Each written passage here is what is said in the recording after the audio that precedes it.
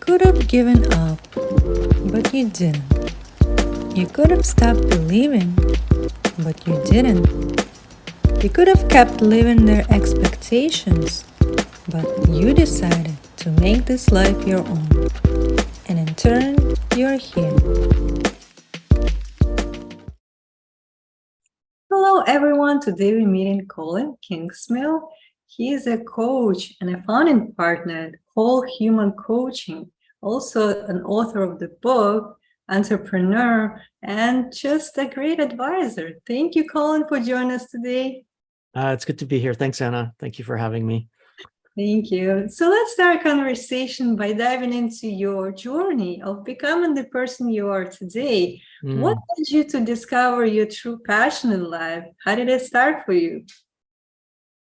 That's a good question. I think I had to really hit a wall to go down the route of discovery, or to begin my journey. For the first part of my life, I had very what's the word? I had sort of a traditional idea of success and what success and happiness meant, right? And it was the checklist of things, right? Things to have, places to be seen. And it was all the usual suspects, right? Live in a nice house, live in a nice place, have a nice car, become an entrepreneur, have this, have that. And I got it all by the time I was sort of 30, 35. I mean, I had my own business. I had 25 employees in Switzerland. We had a financial services company. And Anna, I was the most miserable person you could ever imagine, right? I mean, I was, Christmas in St. Moritz and Easter in Saint-Tropez, and everything was seemingly perfect. And I hated it. I was so depressed. I was so full of anxiety. And I remember one day I just hit a wall. Like I hit a psychological wall. I had a bit of a spiritual epiphany. And that weekend, that weekend I realized that I had to leave this world behind because it was absolutely empty for me.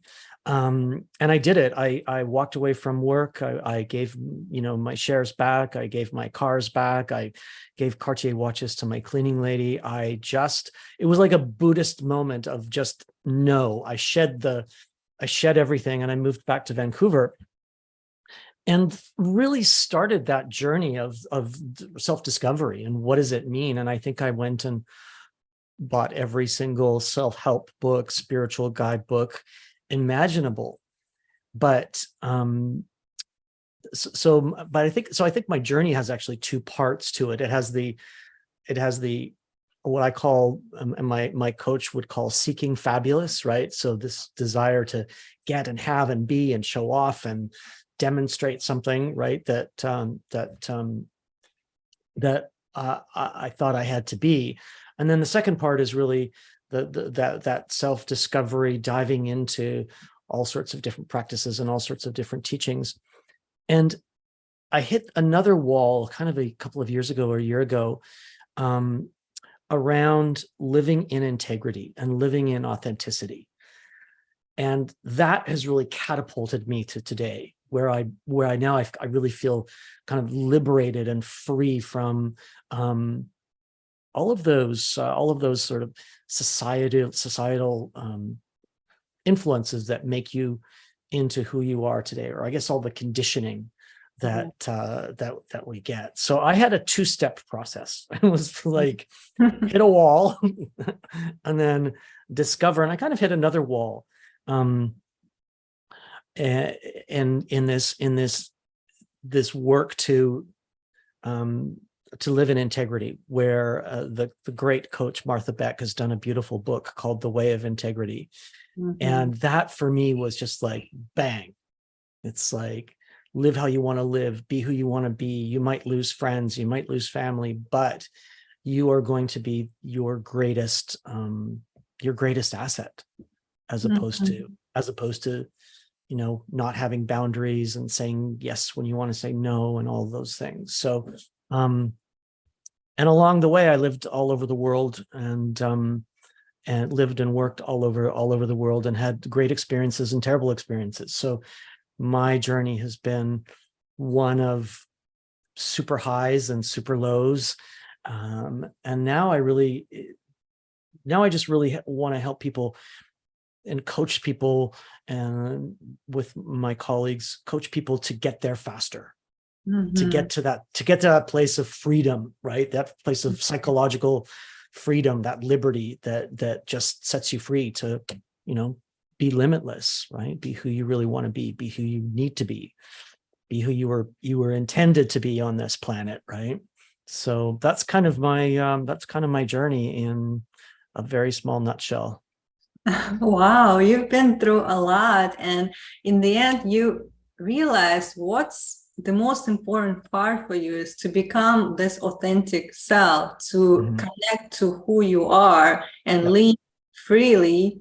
limitless, and to get to the point to understand. I think because of your experiences, because of the events that happen in your life, Mhm. that led you to recognizing that this is what we live here for, and we don't need to chase, external things or try to please other people or live to their expectation of what they think we should be, right? But really know who we are and how can I express myself fully without any concern of how people could judge me for it, and just be in that flow. But a lot of times we escape that present moment, that awareness, and either we're stuck in the past or we're worrying about the future. And it's Yep. hard for people to be in that present moment Mhm. right now, but that's where usually the power is. What would you think like help you in your journey to become aware? What practices have you used or you would suggest people to look into that would benefit them? Right, right. You're absolutely right. I mean, and the thing is, we live in a society that it's almost like a battleground, right? All Mm, of these forces, whether they're social media or news or family or society or whatever, it's you almost have to set up this ring of kryptonite, right? To use the Superman analogy, this a wall of protection. Um, I don't want, not a wall of protection to stay away from people. That's a different thing. But look, I think I I help people, or I guide people in this thing that I call deconstruct to reconstruct, right? So deconstruct the stories and the narratives in your head and reconstruct a new one, right? But to do that, you've got to do a few things, right? You've got to, my first suggestion is to turn off the news, right? And turn off any toxic relationships that you've got going on, right? Even with yourself, right? The stories and the toxicity that you might be telling yourself, because things like the news or too much social media will distract you from that place that you were talking about before, that place mhm, of you living in awareness and integrity and non-reactivity and just being, right? My second suggestion, as we deconstruct the narratives and the stories, um is to listen to yourself, mhm, right? And to listen carefully to the stories you're telling in your head. Listen carefully to what your body is telling you. Um, the society that we live in, the fast-paced, hyper-novel society that we live in, mhm, doesn't really permit you to stop and listen and feel and slow down. Look, if you're doing yoga and meditating, you're on the right path, right? But so many of us, so many aren't, and suffer as a consequence. The third step is, for me, is really design a picture. I was speaking to a coach yesterday, actually. He uses the analogy of blueprints, right? So whether it's a vision board or a blueprint or any sort of architectural reference, however you want to see it, design it, Okay. I think so many people go through life not being the architect of their lives, right? Now, I'm not saying that you do a vision board and then you forget about it. What you have to do is you design the picture that you want to have, and you walk back, right, and create all the goals, create the mini goals and the steps to get there, right? So Mel Robbins did a great podcast about goal setting a few months ago. So you decide the new goals, you figure those out, and then you've got to have daily rituals to stay on track, right? Whether it's yoga or meditation or mindfulness, whatever it is, journaling, because again, this hyper novel world that we live in, we just get thrown off track so easily, right? Yeah. But it's so easy to get thrown off track in this complex world that we live in. Then forget about what other people think, right? And that's this idea of living in integrity. And Martha Beck's book is amazing. I mean, it's so good. You've got to stop worrying about what other people think, and you've got to forget about what you've learned. And by that, I don't mean forget about everything you learned in school, but forget about the conditioning, right, that is holding you back. Yes. So many of my clients and the people that I work with have like these lenses on, right? The lens of early childhood trauma or small t trauma, or the lens of something that happened, and another lens. You don't see clearly, and you can't function clearly, and you can't thrive unless you forget those stories and those narratives, or go and do a little bit of therapy to unlock something and to set it free.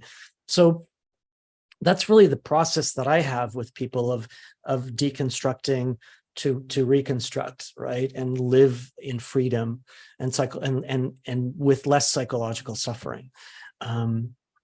But that's not. Those are kind of the guidelines, but everybody's different. Yeah.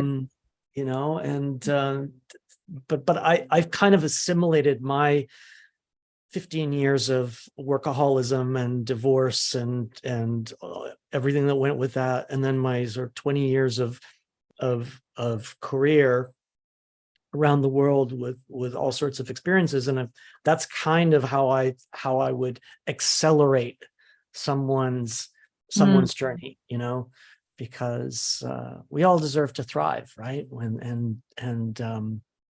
Yeah, that's it. Yeah, you mentioned a lot, and all of those steps, they're very beneficial in our personal development. And I think it starts with understanding that our mental and physical health should be of a priority.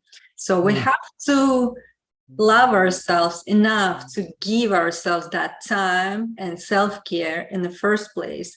Sometimes people live in a world where they don't see themselves achieving, or they think they don't deserve having certain things in life. They compare themselves to others, and like you said, they think about what other people would think of them, and all of that narrative, all of the voices in your head, that's kind of like they block you from moving forward, really, and you don't see clearly. And especially if you don't know where you're going to, you have to have that vision of the life that you want. If you can just think about anything that you would want to have for yourself without any limitation, what would that be? Do you have a clear picture?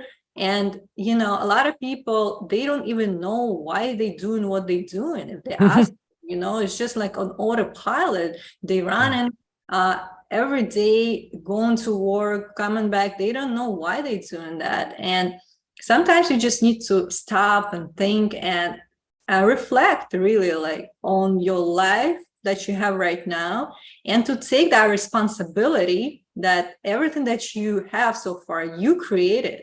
Right? A lot of people don't take responsibility. They always blame circumstances, events, other people. All of those are excuses But again, why are we, not taking the responsibility? I think there's always, some kind of reason behind it, and we need to dig deeper and understand and just let it go. Maybe there are certain emotions that were not processed, and we need to give ourselves time. Yeah, so often it's related to early childhood development and sometimes childhood trauma. And I don't mean big T trauma like you see on the news. I mean, literally, it could be a divorce. It could be moving continents. It could be, maybe alcoholism in the family, anything, right? That affects a child.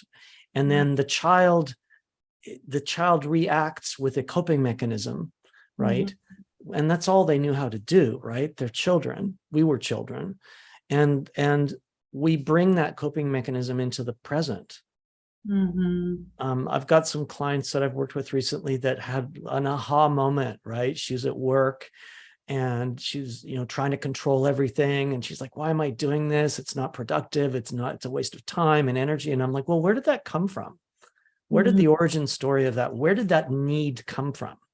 Well, it came from when she was 9 and managing her whole family because that's what she felt she had to do, right?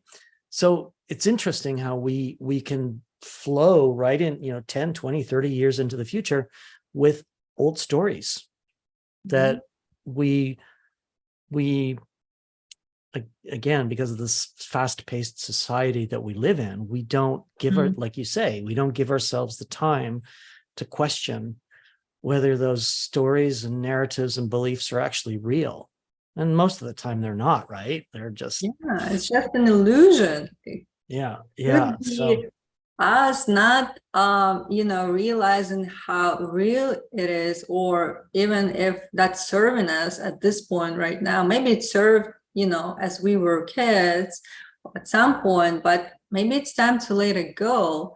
And we're so whole, it's hard for us to just let it go. We always attach to either certain type of emotions or things or people, and in our head it's something that of importance, and we don't see how it's blocking our next step in our personal development. But a lot of times it helps to reflect, or maybe even to talk to the coach and see, because sometimes we don't see for ourselves, and it helps when somebody else will give us different perspective on what's going on in our head. Oh yeah. I mean, and again, like we're not taught to talk about these things, right? Where we've been taught, or we've been conditioned to, go to the doctor and get a pill, right? Because for depression, anxiety, any other mental illness, whatever, right? That's the solution. Well, hold on. That's BS as far as I'm concerned, right? But we're taught that. We're taught that the solution is pills or other coping mechanisms, addictions and things like that, but we're not taught to talk to people about these things, right? And one of the things that I want to do, or I'm trying to do, is kind of eliminate the taboo around these things, right? Let's talk about it. Let's not give you another pill, right? And I think also people sometimes take it as a weakness to talk about what's happening, what's bothering them. And also they thinking maybe the only ones going through this.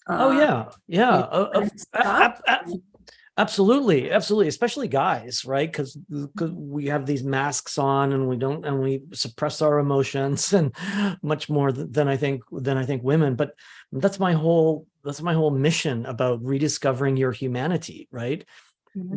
We are human beings that need other human beings, that need community, that need conversation, that need love, and if we don't have and purpose, right, and hope, if you don't have those things, you die, right? You die inside, and so I think for me that's my big push is, let's rediscover our humanity.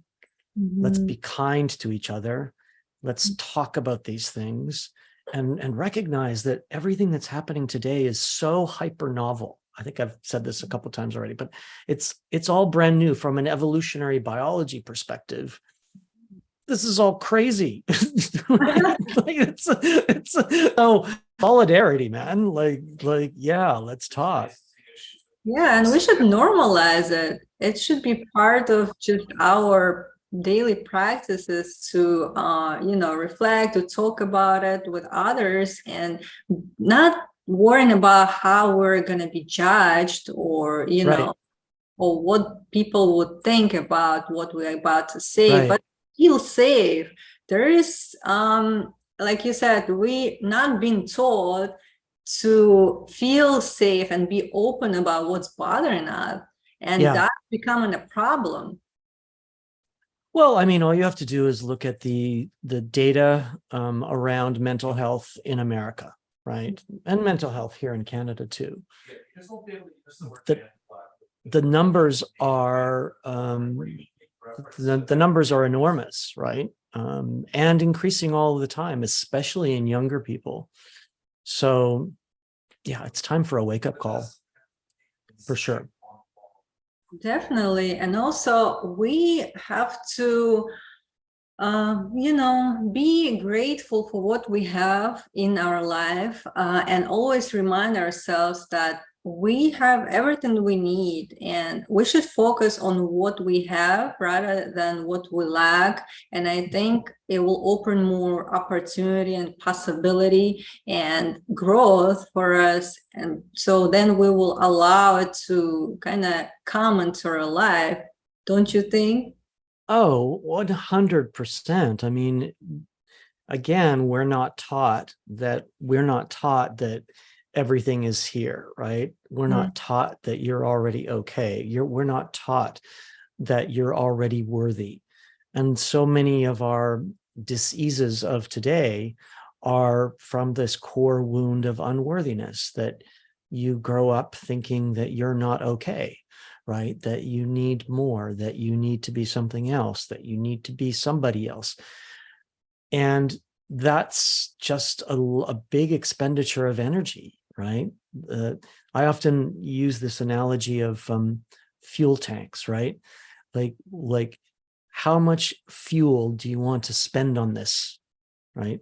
On this belief or this story or this sense of lack or this sense of whatever, right? The stuff that's not serving you. And sometimes that really works with people because they have like an aha moment, right? Of, oh, I'm spending way too much energy on this, right? I could be spending it on something that's fulfilling me and fulfilling my purpose and fulfilling, the impact that I'm going to be on the world, right? As opposed to not deconstructing, but emptying your fuel tank. And then you get burnt out at the end, right? Of course, So, because our energy is, in our control. If we focus this energy towards building something, creating, rather than, destroying, if we not just wasting it, but using it for something to build, that would be so much more effective. But again, we need to be aware of that and know that we have the power to choose what we are focusing on, right? It's in our control. yeah. Yes, I agree. I totally agree. Again, we live in this culture of consumption, right? That tries to convince us, and that's why one of the first things I say in my little 8-step process is turn off the news, turn off advertising, get off of social media, get off of TikTok. Those are all reminders to buy something here and buy something there and get that, and you've got to look like this and you've got to be like that. So that's the layer one in the my protection racket, right? It's like, turn that off. It's just like, Definitely. And also, we don't need to prove our self-worth to anybody, by just being here. That's all you need to know, that you are worthy because you're here for a reason. Every one of us has a purpose to serve others in some kind of way. You just need to connect with your authentic self and know what that purpose is, to be able to fully express yourself. But that becomes something that you should focus on, and knowing that that should be your priority.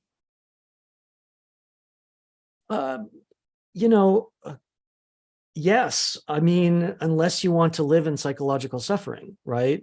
There's that too. I mean, some people enjoy that cycle, right, of suffering, right? It becomes who they are. I mean, and that's fine too. But it's not very fulfilling, right? And it's painful. And I don't think people deserve that.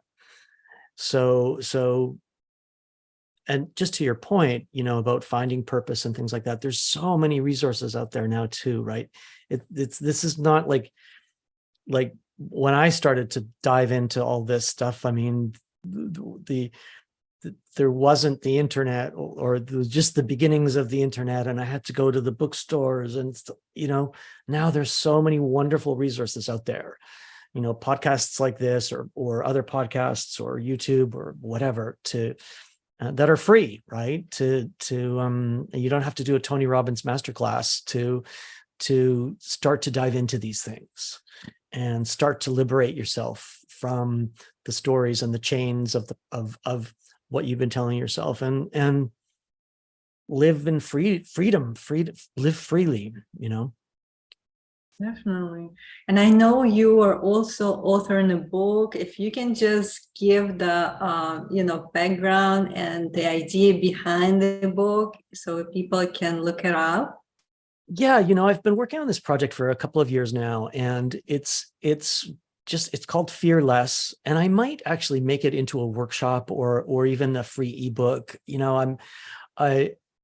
I want it accessible to everybody. And the thing is, everybody's so different too, that it might not be the right 8 steps for you. But the idea is that, take my journey, take what I've learned on my back, and accelerate and the subtitle is Crossing the Bridge from Fear to Bliss, right? So fear, what fear, acting in anxiety and depression and all of those things, going from fear to bliss is just this liberation, right?